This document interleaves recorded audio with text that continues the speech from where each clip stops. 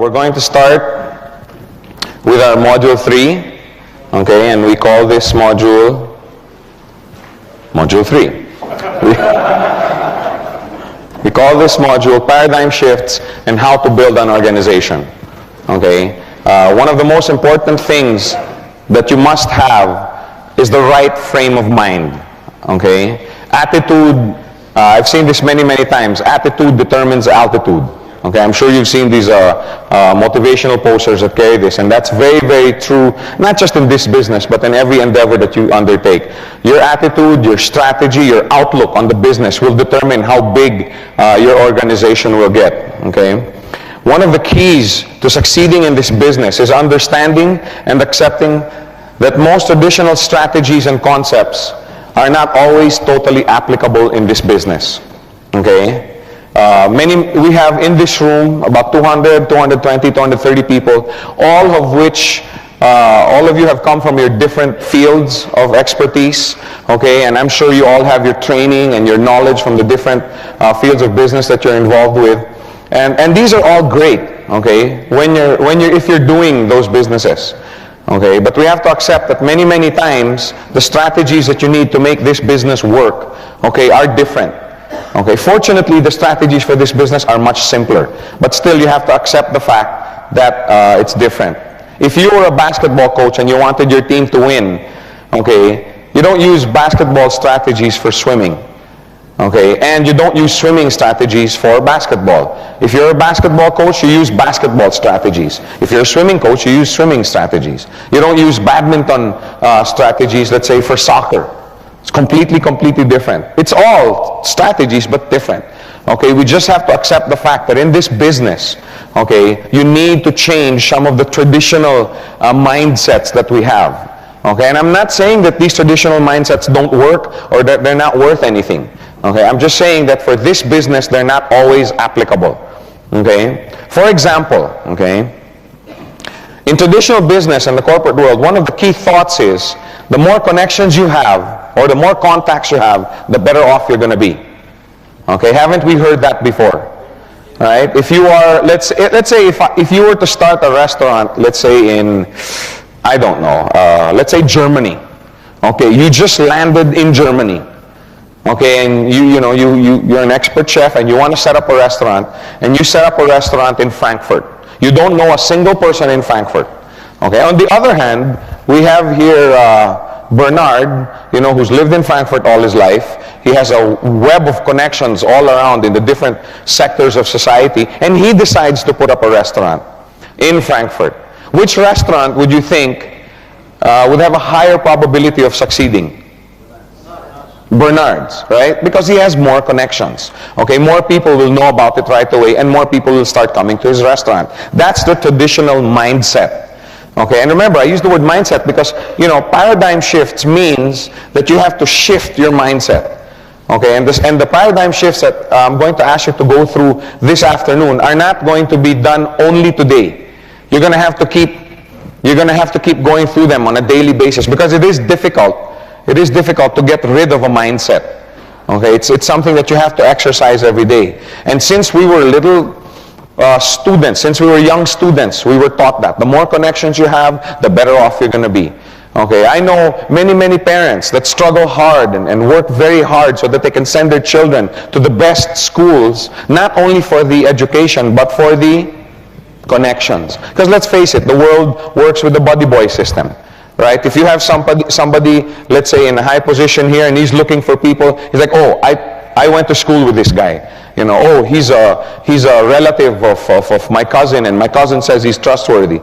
Okay, that's just the way it is. That's the way it is in the world. And that's why many parents work hard to send their children to the best schools not just for the education, but also to establish connections, to establish a network. Okay? In sales, it's the same thing. The thought is, the more sales you make, the more money you earn. Okay, which is great for sales. Okay, if you were doing a sales job, that's great. The more sales you make, and even in sales, if you were a sales manager and you were recruiting salesmen or potential salesmen, don't you look at also their network of connections and contacts? Right? Oh, I want to get this guy. He knows half of Kuala Lumpur. Oh yeah, this guy, knows half of Singapore. He'd be great to set up a distributorship of brake parts with this guy because he has a lot of connections. Okay? And many times people fail because they bring that thought into this business. Oh, and I hear it day in, day out. Okay, and for sure, many of you are going to have probably fallen into that thought process. Now, remember yesterday, I asked your permission if I could speak the truth. Okay, does that permission still hold for today? Yes. Okay, can I still speak the truth up here? You're not going to throw your glasses at me just because I say something that because I've heard, Joe, he's talking about me. Okay, no, I'm not. I'm talking about things in general. Okay.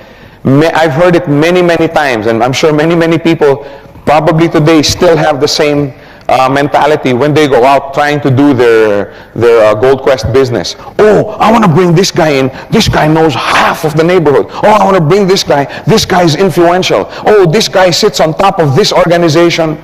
You see what I'm saying? How many have fallen prey to that mindset? We have a few very honest people here. And hey, I fell into that mindset too. So I'm not excluding myself from this list. Okay, it's a very common thought because again, that's the way we were brought up. Oh, I want to bring this guy in because he has many connections. I want to bring this guy in because he has many connections. If this business was only for people that were well connected and had a lot of contacts, then it's not for everyone. Then what we talk about during our business presentations is a lie. Isn't the reason why this business is so attractive is because everybody can do it? Yes. But does everybody have a lot of connections? No. Okay? So we have to look for something else. We have to get rid of that mindset. Okay? In this business, if you want to work, learn how to use what we call your circle of influence. Okay? It's supposed to be sphere of influence, but it's harder to pronounce. Sphere. Sometimes when I'm here doing the training, I'm here. Learn how to use your sphere of influence. So now it's circle of influence. Anyway, it's the same thing. Okay? Not everybody may have 1,000 connections. Not everybody may have a network of 10,000 people under them. But everybody has a circle of influence. Correct? When I say circle of influence, I'm talking about a group of people who trust what you say. There's about 3 people nodding their heads. The other people have no circle of influence. Will you not agree with me when I say this? Okay, when I came into this business, I brought in 2 people. Okay, I started out as a customer just like you guys. I went into the mall and I saw, how do you call this, Ferdy Tolentino. How many know Ferdy Tolentino? How many have heard of him? Okay, you'll hear about him more often in the near future. He's one of our top earners in this business. I ran into him in the mall, okay, and he was going down the escalator. I was walking, and he was like, Joe, oh, hey, Ferdy, hi. And I go, are you still with so-and-so company? I was involved with another guy. No, I've already quit there. He goes, you've quit? Because I was doing very, very well with that company. And he goes, what are you doing now? Oh, Gold Quest. And he was like, oh, Joe, I'm in. And I go, wait, can I show you the plan? No, he was going down the escalator. No, I can't. I'm in a hurry. Call me tomorrow. Let's meet. You show me the plan. But, he's going down. He's going, count me in, okay? I'm in. Don't leave me out. And he goes down. And this is my first day, okay? And I was like, wow, this is going to be easy. Man, I'm going to make a lot of money in this. No, this is true. Okay? My cousin, the same thing. I talked to my cousin. She had just gone through a very painful divorce. Okay, and she told me, Joe, I'm going to do this business. Okay, I don't know too much about it. I don't know this company very well, but because you're in, I'm in too. That's basically what she said. If you tell me it's good, I'm in. That's what I mean by circle of influence. Okay, I made 15,000 US dollars my first 4 weeks in this business. 14,800 something. Okay. I don't know the exact amount, but change for the boys. Okay, and I brought in 2 people. Okay, many people thought, oh yeah, you made that kind of money because you had 20,000 people in another network, blah blah blah. No, I started from scratch.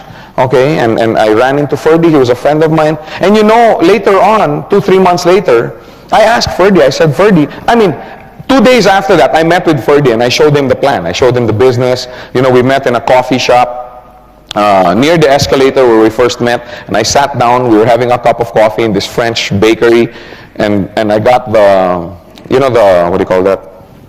The placemat, the paper placemat.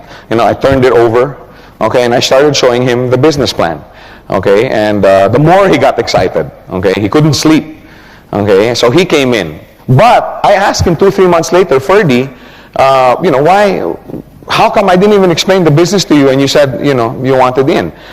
He goes, because I know you. I know that you take this business very seriously, and I know that if you've joined a business, that you've examined it, you've looked at it, you know, in other words, he trusts what I say. That's the bottom line. Okay, now everybody has a circle of influence, right? You don't sound convinced. You may not, I always talk about the 2 people that said yes, and I made all of this money, okay, because I only had 2 directs. Believe it or not, I had only 2 directs, okay? Ferdy on my left side and my cousin Odette on my right side. Okay? The first month earned about 15 plus, the next month about 26, 27, the next month about 32, still with only 2 directs. Okay? So you don't need a lot. But I don't talk about the 40 or 50 people that told me I was nuts, that I was crazy, that I was chasing after the proverbial pot at the end of the rainbow. I don't talk about those people.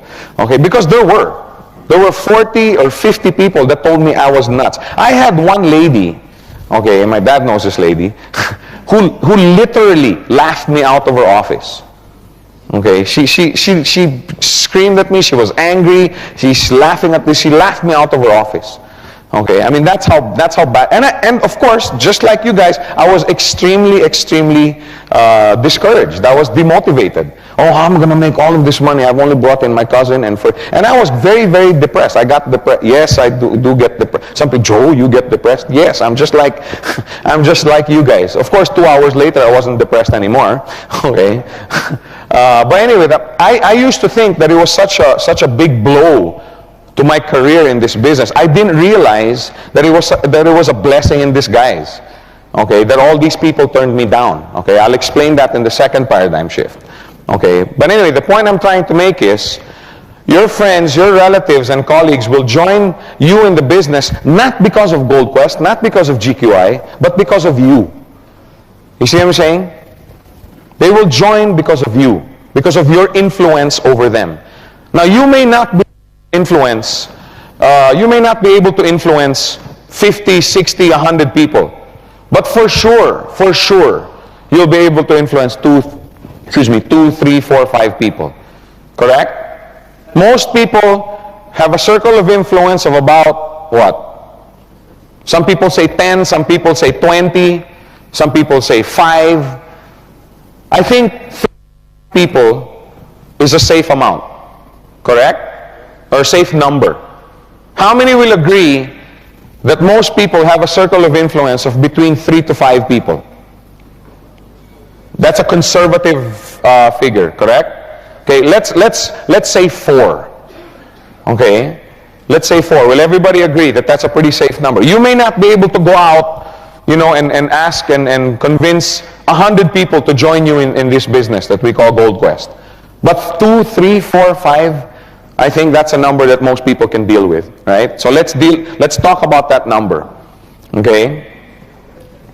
Like I said, you may not be able to convince 100 individuals in the GQI business. However, 2, 3, 4, 5 people, I think is not too much of a task, okay? How many people in this room think, okay, that they can be successful in inviting and you know, referring 3, 4, 5 people to this business? That's easy because most of you have done it already. How many have done that already? How many are still doing it? Because we have people that are new. Okay. But you also feel that 2, 3, 4 is okay. Okay? Because look what happens. If you just use your circle of influence, okay, this is you. Okay, again, you may not know 10,000 people, you may not have a circle of influence, but for sure your brother, okay, who's looking for a new business. You have a colleague, whose wife is pregnant and is looking for additional income, to support his future family. Then you have another office mate, who's thinking of relocating and he needs a new business.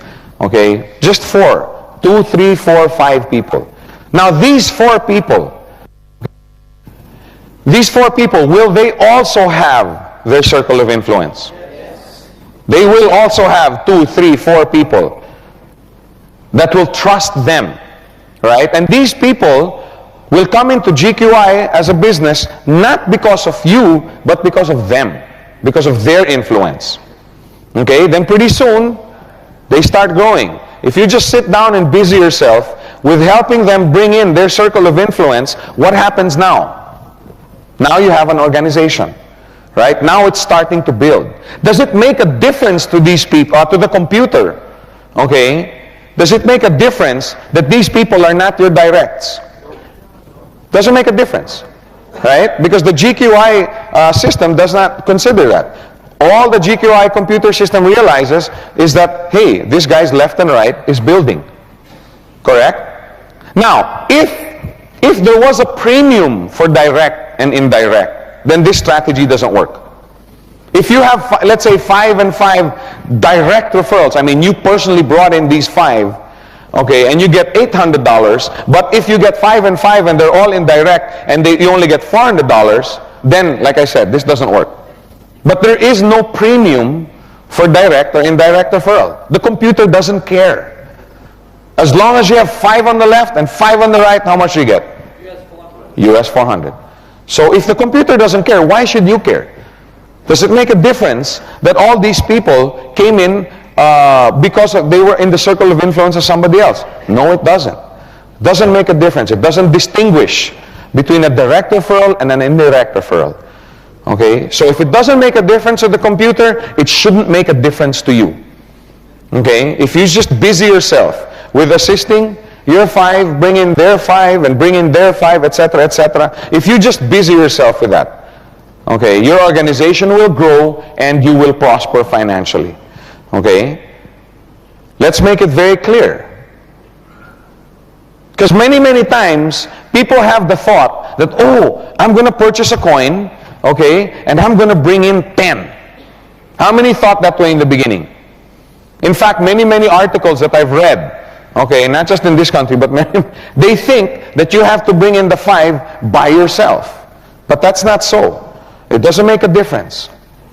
Whether you get 5 that are your directs, the green represents your personal direct referrals. Okay, how much do you get? If your organization looked like this, 400. But if you have indirects that came in 5 and 5, how much is that worth to you? $400. It's the same thing. Okay, it doesn't make a difference. The mistake that most people make after bringing in their quote-unquote 4, okay, there's one really big, see, this came about because one time I was in Singapore conducting a training, and somebody came up to me, and during the training, he kept asking, oh, I've been rejected so many times. Oh, everybody's giving me their objections. Oh, this and that. Finally, after the training, I went to him, okay, and I said, sir, I'm going to be here for the next 2 or 3 days. Okay, I took pity on him, and I said, can I help you go out and get your left and right? I'll help you. And he goes, no. I already have my left and right. I said, you do? Yeah, I have 2 on my left and 3 on my right. So I said, well, what's the problem? But I've talked to 50, 60, 70 people over the last 4 or 5 days, and they all turned me down. And that's when it got me thinking, this guy's approaching it wrong. What happened now is those 2, 3, 5 people, okay, that he was talking about, he just basically left them alone. What he did is he went out and he tried to bring in 100 people by himself. And they usually end up just neglecting. They go out and try and refer 100 more people by themselves. That's the mistake that this guy was making. Okay, and that's why he was failing. He was getting so discouraged. So what happened? I said, what happened to your 2 on the left and 3 on? And he goes, what do you mean? I don't know. They're supposed to go out and refer. They're supposed to go out and make money for me. That was this guy's mentality. Is that the way to make money in this business? So what happens is, usually they end up not continuing in the business, right? Because somebody brings them in and then leaves them alone, and that's it. They know nothing about the business. They've never been trained. They've never been caddied. And they end up just getting discouraged and not continuing in the business, which is something that we're going to be taking up a little bit later. You know, why do people drop out? Why do people who were otherwise very excited about doing this business eventually end up dropping out of the business? Usually it's because they don't have support. Okay? So they end up not continuing in the business. What you must realize is that you must be patient. You're not going to be able to bring in half of Singapore or half of KL by yourself. Okay? The sooner you realize that, the better off you're going to be. Remember, this is not a get-rich-quick scheme. Okay? This is not something where you make money instantly, you know, your first day or your first week. Start setting a culture of encouraging others to assist their directs in referring their circle of influence. You see what I'm saying? That's where building an organization, that's how building an organization starts. It starts by you helping them. See, what happened was, Ferdy came in, right? Now he calls me up the next day, okay, and says, Joe, I have a group of people I'd like to talk to. Can you meet with me? Okay, because I don't know how to present it the way you do. So I said, yeah, sure, what time? Tuesday, 7 o'clock, I remember the date. So we met in Pizza Hut on Ortigas in the Philippines. Okay, we met at Pizza Hut, and Ferdy was there with a small group, about 3 or 4 people. One of them was Dave Trinidad. To this day, I'm so thankful to God that Dave Trinidad was there. I didn't know Dave Trinidad. Okay, but did it make a difference with the computer? No. So I sat there, showed the business, okay, and Dave took one look. Okay, how do we do this? How do we start this business? I'm like, wow, this is my kind of guy. Okay. And then on my cousin, on the other hand, she said, Joe, I'm having some friends over, come to the house. Okay, can you help me present it to them? I said, yeah, just make sure there's a whiteboard. Okay, and she didn't have a whiteboard. Okay, so what we did is we took, you know, the brown paper, the big sheets of, we just pasted it on the wall, you know, with tape, and when I ran out of space, when I ran out of space. And one of the guys in there was T.G. Quintanar. And then T.G. Quintanar asked me to help present in his house to some of his friends. And then another presentation, then came in Rico Uy. And then Rico Uy came in the same time with Patrick Zuniga. You see what I'm trying to say? I didn't know these people. But all I did was just kept helping them bring in their 2 or 3. See? Had I left them alone, do you think they would have prospered? Maybe yes, but in all probability, probably not. Okay? Because the people need support. The only way you can start this culture is to do it yourself. Don't expect to bring in one person on your left, another person on your right, and you go, you make money for me, you go, make money for me. But sadly, many people have that mentality. I brought you in, you're supposed to bring in all your clan. What about you? You're supposed to bring in your whole school. I thought you were a good guy. That's not the way to make money in this business. And if you start that kind of culture, you know why that's so dangerous? If that's the way you are, how do you think they're going to treat their leaders in their organization? They're going to treat them exactly the same way. But if you busy yourself helping out these people, how are they going to treat their customers? Exactly the same way. And that's the reason why this paradigm shift, number one, is so important, because it sets the tone. It sets the tone for your culture in your organization. The only way you can start this culture is to do it yourself. Help others bring in their circle of influence. The numbers will come later. Okay, can you imagine if this is you and you bring in your 4, right? Now, how long will that take? If you, with the help of the leaders up in your organization, really decide to spend time in bringing in your circle of influence, how long will it take? Somebody says 1 week. Somebody said 2 days. 1 month, 2 months, however long, huh? 4 months. That's very long. Let's say 1 month. Let's say 2 months. Okay? Is that acceptable to everyone? 2 months to bring in 4 people within your circle of influence. Not by yourself, but with the help of your leaders. Right? Now these 4 will also have their circle of influence. Right? These guys aren't hermits. They don't live up in a cave up in them hills up there. Right? They also have a circle of influence. They also have friends, relatives, and cousins. Everybody has a circle of influence. See, for this business to work, you have to make it work with something that everybody has. And everybody has a circle of influence. If you don't have a circle of influence of 2 or 3 or 4 people, people who believe you, people who trust what you say, then this is the wrong seminar. Then you should be attending if you can't get 2, 3, 4 people to believe what you say and can bring home the integrity with which you explain something to them, then you're attending the wrong seminar. But remember, everybody has a circle of 2, 3, 4, 5 people of influence over them. Now these 4 will have also 2, 3, 4, 5 people under them, correct? So now, if you just help the 4 bring in their 4, now you have 20 in your organization. Do you know these 16 people? Does it make a difference if you know them? Doesn't make any difference. Now these 16 will have a circle of influence of 4. Will you be alone in assisting these 16? Will not the 4 help you out? It depends. If you help them out, if you took time out to help them, then they probably will help you too.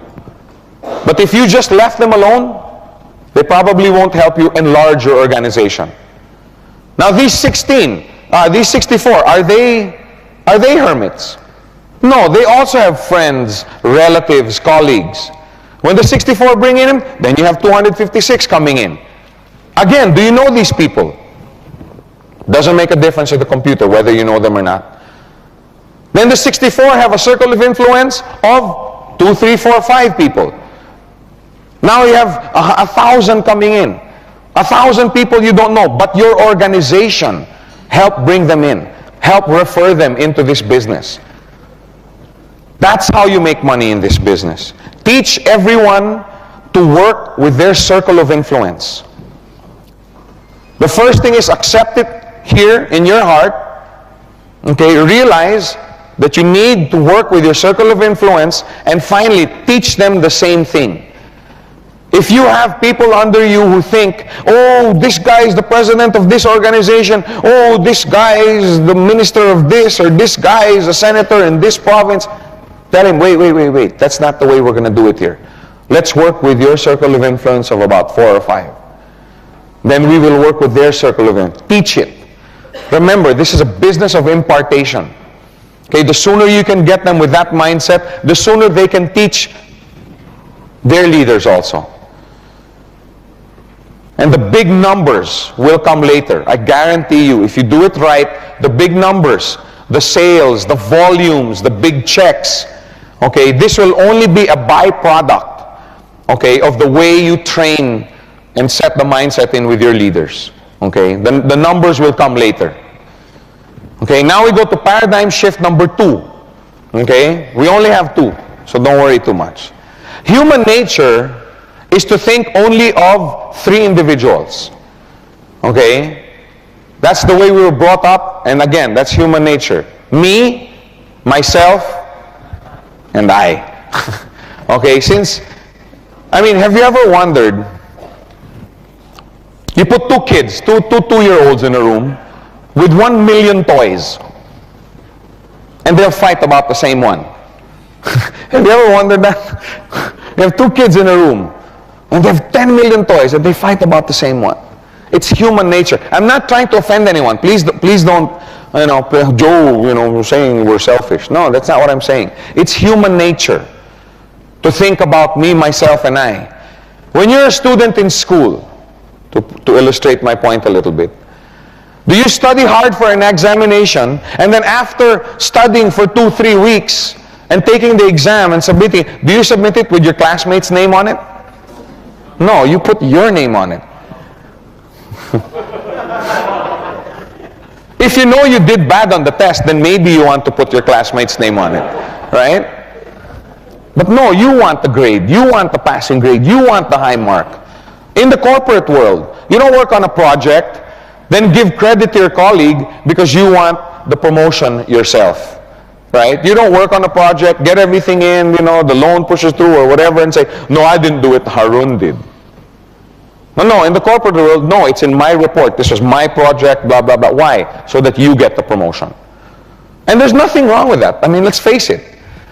In this world, we were brought up in an environment where success and financial compensation is determined by getting credits for your work, your volume, your efforts.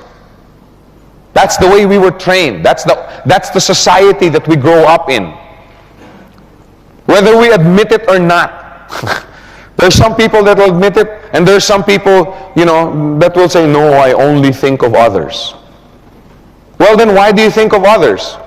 Because it makes me feel good. So the benefit ultimately still ends up going to you. You know what I'm saying? I mean, that's human nature. Okay, which now brings us to the classic WIFM. How many know what that means? With them. What's in it for me? My mom always used to tell me that as a teenager growing up.